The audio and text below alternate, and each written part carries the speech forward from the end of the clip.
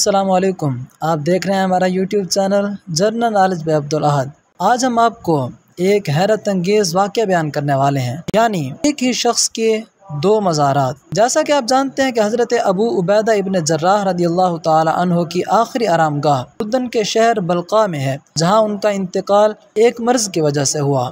लेकिन उनसे मंसूब एक मज़ार उज़्बेकिस्तान के शहर करशी में भी है। ये क्या माजरा है? हज़रत अबू उबैदा इब्न जर्राह रदियल्लाहु ताला अन्हु, जिन्हें दरबार रिसालत से अमीनुल मिल्लत का खिताब मिला, कुरैश की एक शाख कबीला फारस से ताल्लुक़ रखते थे। असल नाम आमिर बिन अब्दुल्ला था। हिजरत मदीना के वक्त उम्र 40 साल थी। बिल्कुल इब्तिदाई ज़माने में मुशर्रफ व इस्लाम हुए। दीगर मुसलमानों की तरह इब्तिदा में कुरैश के मजालिम का शिकार हुए। हुजूर सल्लल्लाहु ताला अलैहि वसल्लम से इजाज़त लेकर हबशा हिजरत कर गए, लेकिन मक्की दौर ही में वापस लौट आए। नबी करीम सल्लल्लाहु ताला अलैहि वसल्लम से चंद रोज़ कबल इज़्न नबी से मदीना मुनव्वरा की तरफ हिजरत की और हुजूर नबी अकरम सल्लल्लाहु ताला अलैहि वसल्लम की आमद तक कुबा में क़ियाम किया। वाक़ात मदीना में मुअज़्ज़ज़ अंसारी सहाबी अबू तलहा रदियल्लाहु ताला अन्हु के भाई बनाए गए। बेमिसाल खिदमात इस्लाम की वजह से हुजूर अकरम सल्लल्लाहु ताला अलैहि वसल्लम ने जिन 10 सहाबा इकराम को दुनिया में जन्नत की बशारत दी, उनमें से एक हैं। मैदान बदर में वालिद आपके सामने आया तो इन्होंने अल्लाहु अकबर का नारा लगाकर अपने काफिर वालिद के 2 हिस्से कर दिए। हजरत सैयदना फारूक आज़म रदियल्लाहु ताला अन्हु उनसे मिलने के लिए शाम पहुँचे तो घर में चारपाई, ताला, ज़दा लिबास और एक तलवार देखकर पूछा, ऐ इब्न जर्राह, बस ये है तुम्हारा असासा? जवाब दिया, हाँ अमीरुल मोमिनीन, मेरे लिए ये भी ज्यादा है। जब शाम में ताउन फैला और हजरत उमर फारूक रदियल्लाहु ताला अन्हु को अपने अजीम सिपा सलार की फिक्र लाहिक हो गई तो आपने खत लिखा, मुझे मदीना में तुम्हारी अशद जरूरत है, तुम फौरन पहुँचो। जवाब दिया, अमीरुल मोमिनीन, हुक्म सर आँखों पर, लेकिन मैं अपने सिपाहियों को मौत की वादी में छोड़कर कैसे वापस आ सकता हूँ। सैयदना फारूक आज़म रदियल्लाहु ताला अन्हु की आंखों में आंसू आ गए। बाद अज़ा ताउन में मुब्तला हुए और उर्दन के मकाम जैबिया पर इंतकाल फरमा गए। वो अजीम इंसान थे, तमाम गज़वात में शरीक हुए। शाम, लबनान, बैतुल मुक़द्दस, शुमाली इराक, तुर्की और आर्मीनिया फ़तह किया।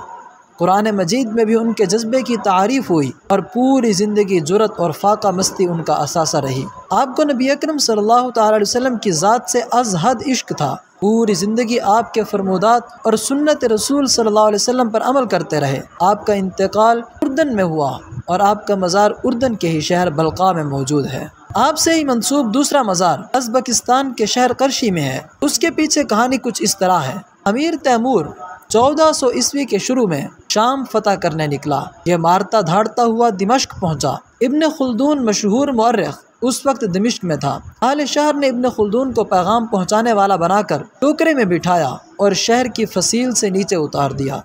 इब्न खुल्दून अमीर तैमूर के पास पहुंचा, हाथ को बोसा दिया और झुककर अर्ज किया, या अमीर, मैंने दुनिया में आपसे बड़ा फातेह नहीं देखा। अमीर तैमूर इब्न खुल्दून से अपनी तारीफ सुनकर खुश हो गया और उसने उसे मुलाजमत की पेशकश कर दी। इब्न खुल्दून ने अहले दिमश्क पर लानत भेजी और बाकी ज़िंदगी अमीर तैमूर के साथ बसर करने का फ़ैसला कर लिया। वो दिन रात तैमूर की शुजाअत और इल्म की तारीफ़ करता रहता था। तैमूर ने अपनी ऑटोबायोग्राफी में बार बार इस तारीफ़ का जिक्र किया। वो इब्न खुल्दून की तारीफ़ को अपने लिए एजाज़ समझता था। तैमूर हज़रत अबू उबैदा बिन जर्राह रदियल्लाहु ताला अन्हु का बेहद अकीदतमंद था। वो उनको अपना आइडियल तस्वर करता था। वो उनके मज़ार पर हाजिर होना चाहता था। इब्न खुल्दून उसे मज़ार पर ले गया, लेकिन उस वक्त मज़ार की हालत बहुत ख़राब थी। छतें और दीवारें ढह चुकी थीं और कब्र शिकस्तगी के अमल से गुजर रही थी। तैमूर को आलम इस्लाम के अजीम सिपा सलार के मज़ार ने गमज़दा कर दिया। उसने तिलावत की, फातिहा पढ़ी, ऊपर की मट्टी और हज़रत अबू उबैदा बिन जर्राह रदियल्लाहु ताला अन्हु की बाक़ियात जमा की, उन्हें शानदार ताबूत में डाला और अकीदत के साथ करशी ले आया। उसने करशी में हज़रत अबू उबैदा बिन जर्राह रदियल्लाहु ताला अन्हु की दूसरी कब्र बनवाई और उस पर शानदार मकबरा तामीर करा दिया। यूँ दुनिया में इब्न जर्राह रदियल्लाहु ताला अन्हु के 2 मज़ारात बन गए। पहला मज़ार उर्दन के शहर बल्क़ा में और दूसरा उज़्बेकिस्तान के शहर करशी में। करशी 19वीं सदी में रूस के कब्ज़े में चला गया। रूसियों ने उज़्बेकिस्तान के दीगर मज़ारात की तरह ये मज़ार भी गिरा दिया। कब्र का निशान भी मिट गया। रूसी 115 साल उज़्बेकिस्तान पर काबिज रहे। यह जगह इस दौरान जंगल बन गई थी। रोज़ा मुबारक को दरख्तों, झाड़ झनकार और कद्द आदम घास ने ढांप लिया। लेकिन आप अहले करशी की अकीदत मुलाहजा कीजिए। ये नमाज रोज़ा तो भूल गए, लेकिन उन्हें हज़रत अबू उबैदा बिन जर्राह रदियल्लाहु ताला अन्हु की कब्र याद रही। एक नस्ल और दूसरी नस्ल तीसरी नस्ल को मज़ार की निशानदही करती रही, यहाँ तक कि उज़्बेकिस्तान ने 1991 में आज़ादी हासिल कर ली। आज़ादी मिलते ही पर्शी के लोग यहाँ पहुँचे, जंगल साफ किया, कब्र तलाश की और ज़ियारत व फातिहा खानी का सिलसिला शुरू हो गया। उज़्बेक सदर इस्लाम करीमूफ ने यहाँ अमीर तैमूर से ज़्यादा शानदार मज़ार बनवा दिया। आज भी यहाँ अहले इस्लाम की बड़ी तादाद आकर फातिहा खानी और सलामी के ज़रिए इस अजीम लीडर को खिराज तहसीन पेश करती हैं। अल्लाह ताला उनकी कब्र पर बेशुमार रहमतों का नुज़ुल फरमाए। आमीन सुम्मा आमीन। खुश रहें, खुशियाँ बाँटें।